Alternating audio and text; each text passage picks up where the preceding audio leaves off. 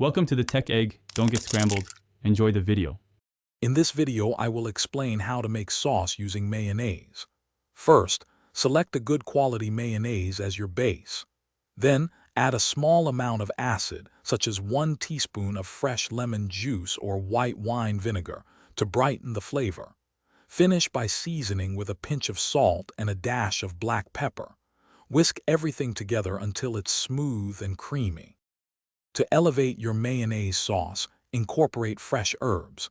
Finely chop about 1 to 2 tablespoons of your favorite herbs like dill, chives, or parsley. Gently fold them into your basic mayonnaise mixture.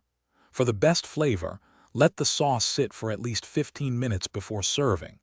This allows the herb flavors to fully develop and infuse.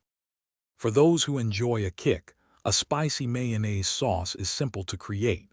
Begin by adding a small amount of heat, such as 1/4 teaspoon of sriracha or a pinch of cayenne pepper. Mix thoroughly and taste, adding more if desired. A dash of smoked paprika can also add depth. Stir well to ensure all the spices are evenly distributed throughout the sauce. Transform your mayonnaise into a delicious garlic aioli. Mince 1 to 2 cloves of fresh garlic very finely, or use a garlic press.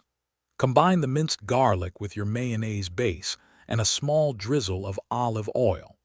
A squeeze of fresh lemon juice will enhance the flavors.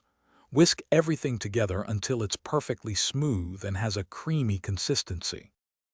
Thanks for watching. Consider subscribing if I helped unscramble your problems.